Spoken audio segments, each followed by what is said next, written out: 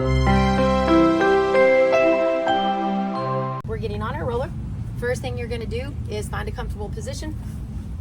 And you turn where you can see me good. I'm gonna put my hands down in front, my knees are bent, my feet are on the ground, and I'm gonna glide. Just like I'm a massage therapist, so when I work on you in a treatment room, this is the same thing I'm doing. I am gliding, which means the roller's moving, and I'm exploring. So you see me just shifting my weight to the left 3 to 5 times, come back, shift my weight to the right. So I'm warming up with my glides, and I'm exploring areas that need a little love. How do I know that? Because they're sending a signal to my brain that says, ooh, that's an awareness. But if it's painful, I'm not gonna stop on the painful part and do my next step shear. I'm gonna find it, and then I'm gonna come off of it just a hair. So now we've glided, let's go into our shear. So my hand is back, my core is tight, I'm not gonna get all slouchy, and I'm going to shift my weight. So gliding, the roller's moving. Shearing, you're moving. So I can shear back and forth.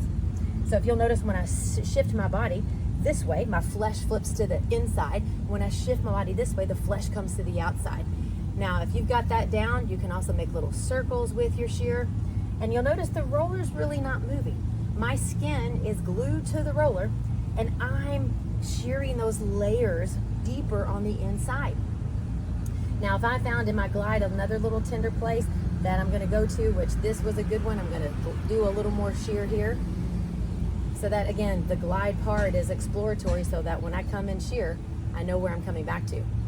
Now, if you feel a little thunk, thunk, pop, pop, that's what I feel there. We can do a different type of shear where we just log roll. So again, the roller's not moving, I am, and I'm just rolling my body back and forth. We do not fix pain with pain. So if this is painful, go to a different place and shear there. Now let's work a layer deeper, just like we do as a therapist. We earn the right to go deeper by hydrating the layers, if you will, and it allows us to melt deeper. Stop. Now move the leg. So I want you to think the intention here is the hip joint. It's the ball and socket. It is that greater trochanter that is inside the pelvis that I am shearing all the way in, all the way out. So you notice nothing else is moving. No roller, no body, just the leg. And it's important to me that the last 10%, take that slack out, the last 10% is 90% of what we're looking for, creating that hydration. Bend the knee, straighten it, and then when we're done with all that, compress and wait, take a belly breath. Move to the other side.